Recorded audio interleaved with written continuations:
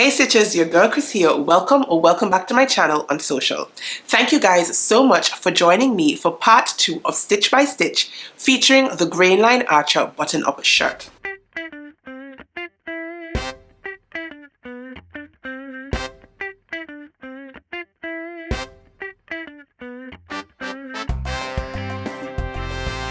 Now quick recap. In part 1, we constructed the main shirt piece. We did our shirt fronts with the pockets, we did our shirt back with the yoke, and we also did the burrito method for the yoke pieces. Now that we're moving into part 2, we are going to be focusing on the collar construction. Now collars do have a bad rap for being quite a bit tricky, and I'm really hoping that the tips and tricks that I will share with you for collar construction will make your sewing of your collars so much easier. But since I know that this is going to be a long video, let's get stitching. To get started on my collar, I have grabbed my undercollar piece because this one is cut too, and I'm going to turn them right side together at the seams, and then I'm going to sew them in place. Now technically speaking, I probably should be pressing under my seam allowance as I did with my yoke piece, just to make sure that my chevron is going to line up. But because this is the undercollar, it means that it's not really going to be seen, and so I'm not going to take the time to pattern match. I'm now going to take it to my sewing machine and stitch my undercollar in place using a 1/2 inch seam allowance. The undercollar has been stitched together. You can see that it's not pattern matched, but it doesn't bother me one bit. Again, this piece is not really going to be visible. And now I'm going to grab my upper collar. Make sure that you have interfaced it. If you skipped the interfacing earlier, then go back now and interface your upper collar piece. And then we're going to pin them right sides together.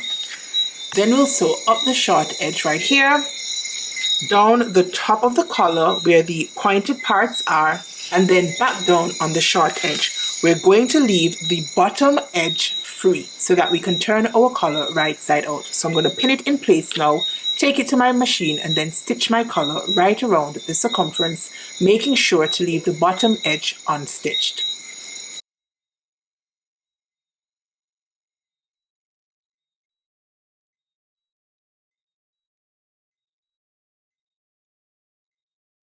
I have stitched my collar into place, and just a quick tip, when you're getting to the corners of your collar, you might want to consider reducing your stitch length. So I started using a 2.5mm stitch length, and then I went all the way down. I think it was to 2.0, or it might have been 1.90mm right as I approached the corners, coming out of the corner.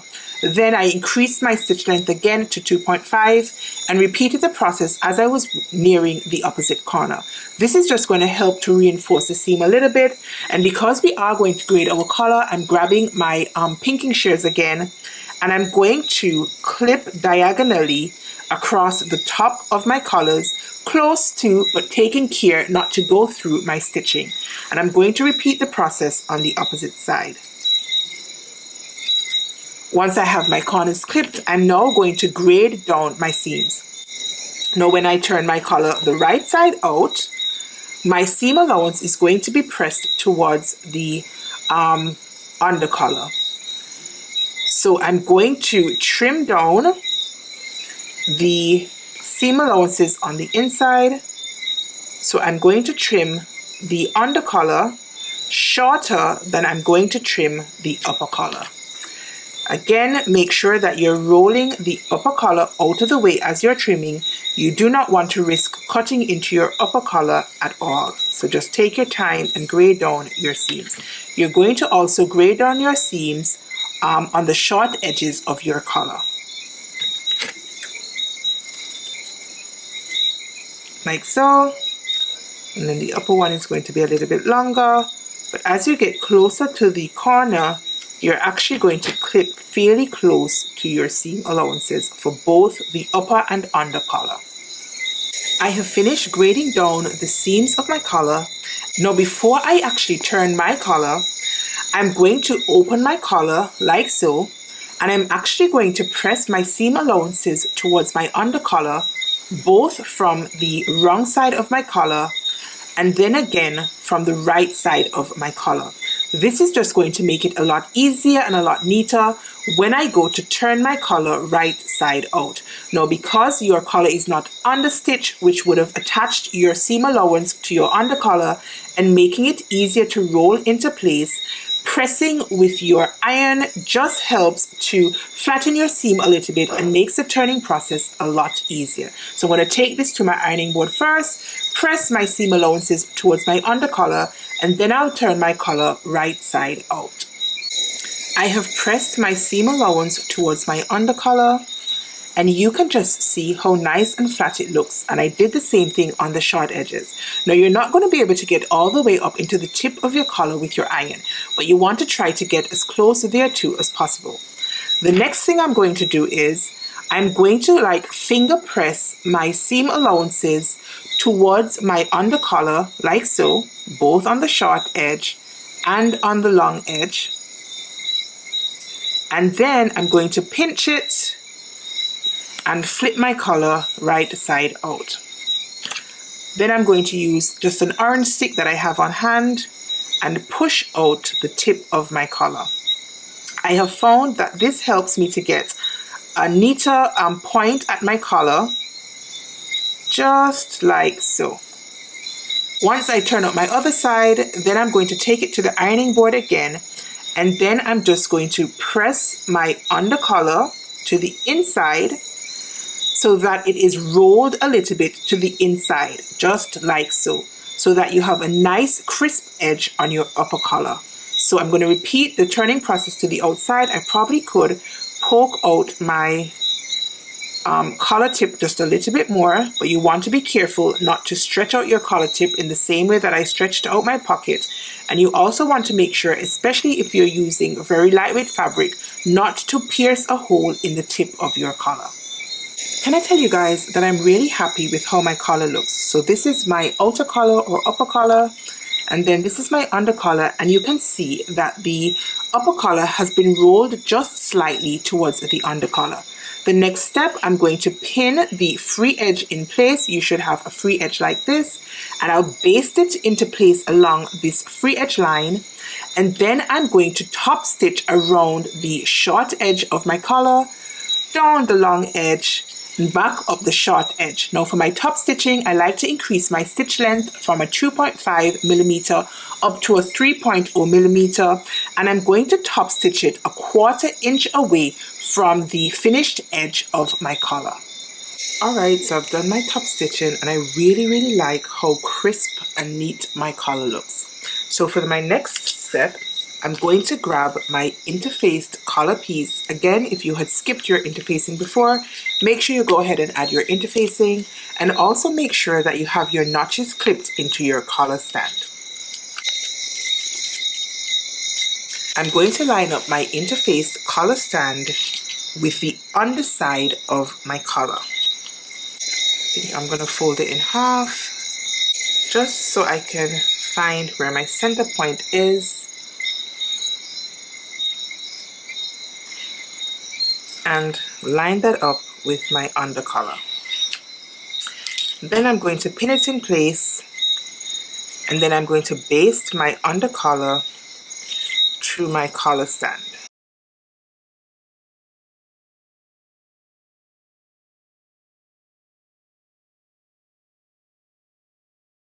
Once I have pinned it in place, I'm just going to double check that my under collars meet up, and that when they meet up, that my upper collar also meets up.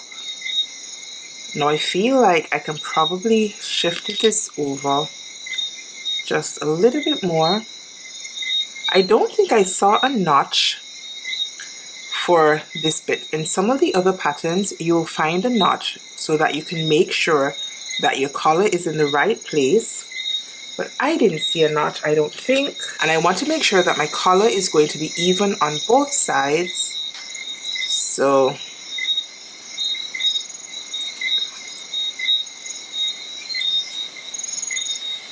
alright, that looks better. So now I'm going to go ahead and baste this into place.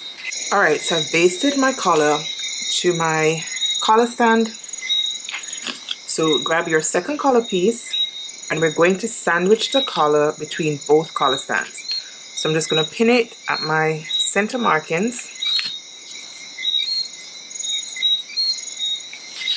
Then I'm going to find my notches, put a pin at the notch.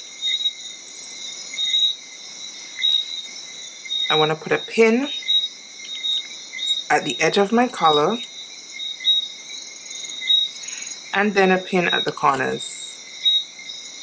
I'll repeat the process on the opposite side. Then I'm going to take this to my sewing machine and I'm going to stitch using a 1/2 inch seam allowance. Right, so I've stitched my other collar stand to the under collar stand and the collar itself. And next up, I'm going to grade my seam allowances. Now, just before I do so, I'm going to point out that as with my collar, I reduced my stitch length right around the curve just because we're going to be trimming pretty close to the curve, and this provides a little bit of reinforcement for the collar stand. So I've done it on this side of my collar stand, then I increased my stitch length across the top of the collar stand and then reduced it again at the corners. So now I'm going to grab my pinking shears once again and I'm going to grade my seam allowances. Now right around the corner, I'm actually going to trim both of my pieces fairly close to the corner like so. And then I'll repeat the process on the other side, like so. And then I'm going to open up my collar stand from my collar and I'm going to press the seam allowances down towards my collar stand on the under collar side. And I'm going to repeat the process on the upper collar side. And then I'll go back again and just give everything a really nice steam. So first I need to grade my seam allowances.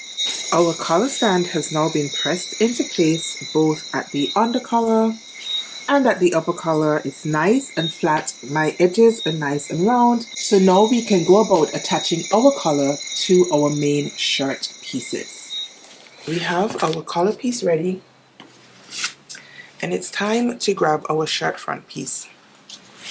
So we're going to open out our shirt so that the right sides are facing upwards.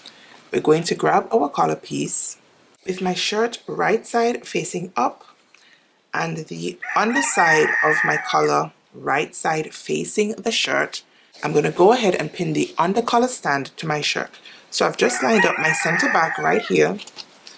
I also want to line up the collar stand to the edge of my shirt front. Now I want to make sure that where I'm lining up the collar stand to the shirt front is flush with my shirt. To do that, I'm just going to grab my seam gauge and mark it at a 1/2 inch seam allowance. And I'll mark a little marking on my shirt at a 1/2 inch because this is going to be my stitching line.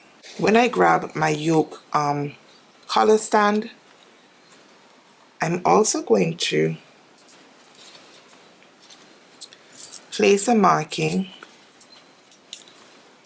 1/2 inch up from the edge of my collar, just like so. And this is going to give me an idea of where my shirt and my collar stand need to match up. So I want to make sure that this line here is pretty straight. And then I can pin it into place. Now this bit is going to be a little bit fiddly just because the collar stand has already been constructed, and you want to make sure when you start sewing that you're not sewing through the seam allowance. You want to make sure that you start your stitching right here at your seam line. So that looks about right. I then want to match up my notches and place a pin. I'll repeat the process on the other side, and then I'm just going to take my time and make sure that my collar stand aligns with my shirt. Now you might discover that there is some buckling in your collar stand, and that is just because the seam allowance is what needs to match to the shirt, not your cut edges. So take your time and sort of just ease in your collar stand, and it will fit right the way around your shirt. So I've pinned my collar stand to my neck edge, and you can see that I have used tons and tons and tons of pins. That is because you're trying to pin something flat to something curved, and so I'm trying to ensure that I reduce any buckling along my neckline and that I'm able to ease my collar stand in so that my seam allowances will match.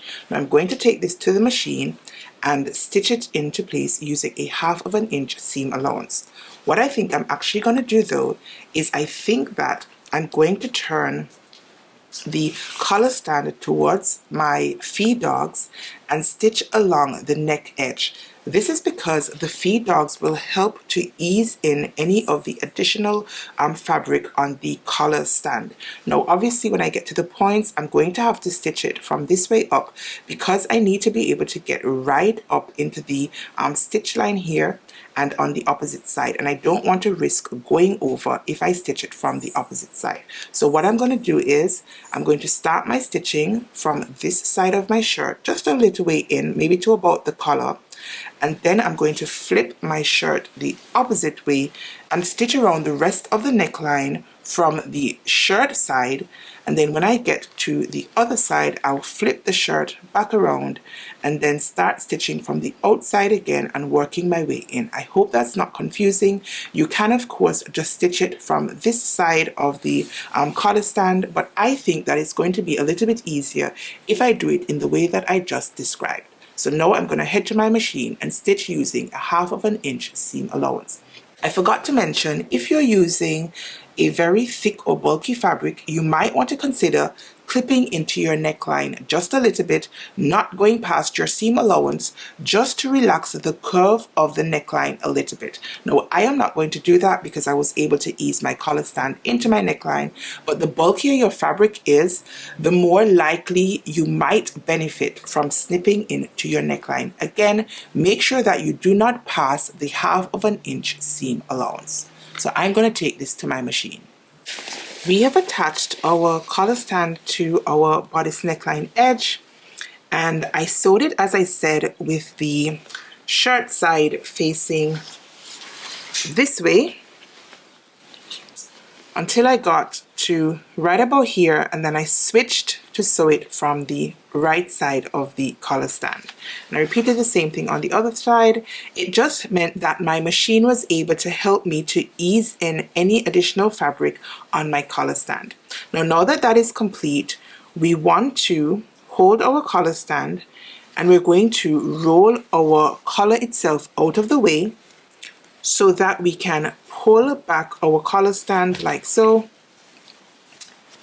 and we're going to wrap it around the band just like so, making sure to move the main shirt out of the way so that we can sew across our collar stands. And we're going to sew it from the under collar where the interfacing is so that we can follow the same stitching line. So I'm just going to pin it into place, and when I pin it into place, I want to make sure that I have not caught any of my shirt on my stitching line. Once I'm happy with it, I'll take it to my machine and I'm just going to sew at a 1/2 inch seam allowance over our initial stitching.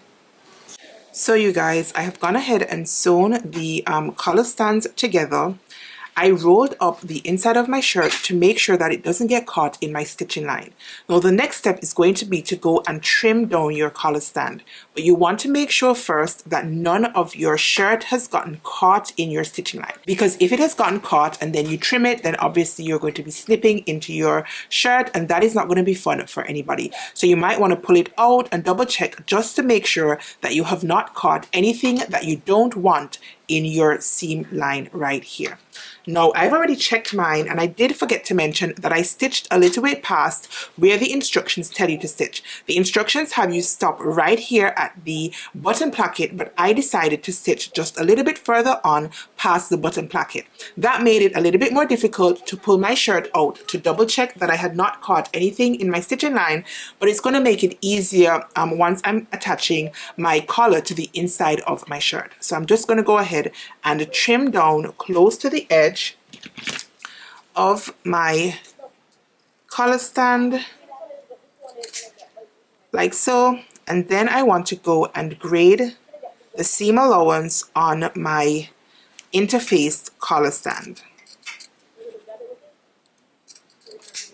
just like so, and then I'm going to repeat the process on the other side, and then I can turn my collar stand right side out.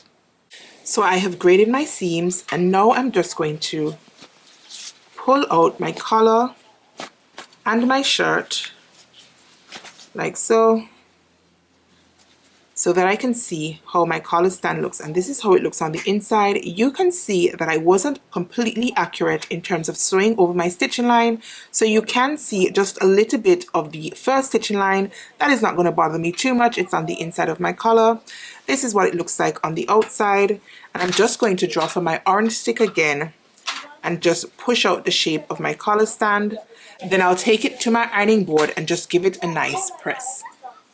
So this is what the inside of my shirt looks like, and the pattern instructions actually tell you to snip into your shirt right the way around the neckline, taking care not to cut through your stitching.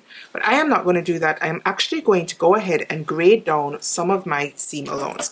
So I'm just going to grab my pinking shears once again, and I just want to trim off some of that excess fabric, and then I probably still will go ahead and clip into the seam allowance, but I do want to get rid of some of this fabric first, especially the interfaced collar stand. Once again, make sure that you're not catching your shirt in your scissors, because we do not want to have that kind of accident and risk messing up our shirts. So I'm just going to stop there. I don't want to get too close here because I don't want to unintentionally snip into my collar stand or my shirt. Now that I have the interface collar stand trimmed down, I'm just going to repeat the same thing on my other seam. Since we're grading, I'm going to make sure not to trim it as closely as I did my collar stand. Right, so I'm pretty happy with that. So I'm now going to grab my little snips right here, and I'm now going to cut into my collar, and I'm just going to go maybe about an inch or so apart. You want to make sure that you cut close to but not through the stitching line, and this is just going to help the curve of the neckline to relax. Alright, once I'm satisfied with the clips, I'm now going to draw for my pressing hem. It looks just like this, and it makes pressing the curved portions of your garment so much easier. So because my neckline is curved, it's going to be a lot easier to press it with the aid of a pressing hem. If you do not have one of these in your sewing kit, I would definitely recommend investing in a pressing hem. So I'm going to press the neckline up towards the collar portion. So if I turn it from the outside, I'm pressing my seam up towards my collar band. So I'm going to start first with the inside of my collar facing upwards. I'll drape it over my pressing hem like this, use my iron and use the tip of the iron just to push the seam allowances up towards the collar section. So I've placed my hem down, and I'm just going to drape my shirt over my hem. I'm first going to press the seam allowance towards the collar band with my fingers. Then I'm going to use my iron and use the tip just to push the seam allowance up towards the collar stand, just like so.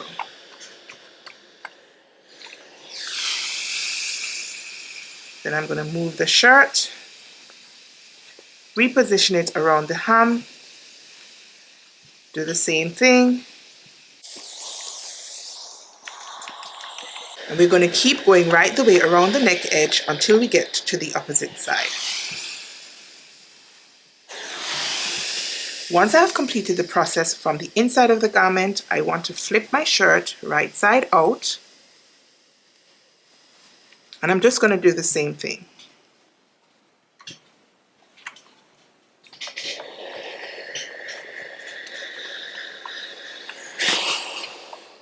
Now, depending on your fabric choice, you might want to use a pressing cloth for this bit. I'm lazy and I haven't, although I probably should.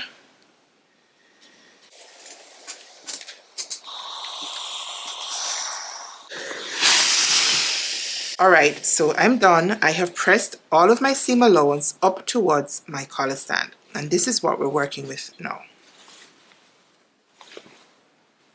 Alright, so the next step is going to be to press under your inner collar stand. Now to aid in this, I just grabbed my Nancy Zimmerman gauge again, set it to 1/2 inch and just marked in roughly my seam allowance. I then turned under my seam allowance and I pressed it in place again using my pressing ham just to help me with the curvature of the neckline. Now that that is pressed into place, I'm now just going to pin it, and then the instructions have you top stitch. But I'm wondering if I want to slip stitch this by hand. I think I usually slip stitch my necklines just because it can be a little bit tricky to get it maneuvered around the sewing machine, making sure that your inner collar stand stays down. And so I usually chicken out and just slip stitch it. I'm going to think about it for a moment and decide how I actually want to close out my collar stand. Alright you guys, so I've pinned my collar stand into place and I think I'm going to be brave and just go ahead to my machine and stitch it into place. Now the instructions have you stitch from the outside of your shirt. I am actually going to stitch from the inside of my shirt because I'm more likely to wear the upper portion of my shirt open. I hardly ever wear my button-up shirts buttoned all the way up to the neckline. And so if you're going to see any of the stitching, you're likely going to be able to see the stitching from the inside of my shirt right at the neckline area. So I actually am going to edge stitch from the inside of my shirt instead of from the outside of the shirt as per the pattern instructions. Alright folks, stop the press. Oh my goodness, I have top stitched. Is it top stitched if I did it from the inside? I have edge stitched my stand collar into place. This is what it's looking like from the inside. I do need to go ahead and clip the tail ends and whatnot, and I think it's actually pretty good. It's not bad. It's not bad at all. And this is what it looks like from the outside, and I am actually astonished that it looks so even on the outside. So I really am proud of myself. I wish you could see me giving myself a pat on the back. And I'm now just going to cut the thread ends and take it to my ironing board and just give it one more press. But yeah, I'll take this. I'm pleased with this one.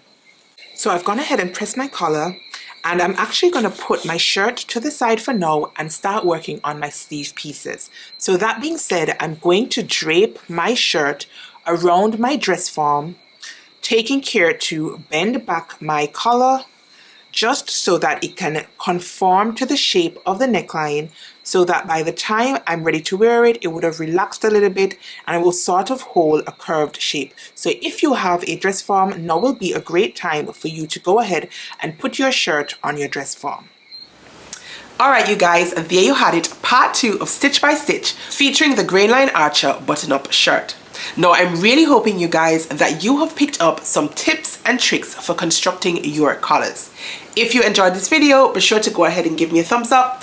And if you have any questions or any comments, then drop them down below in the comment section. I'll do my very best to respond to any questions and to provide as much help as I can, hoping that my answers will make your sewing journey that much easier.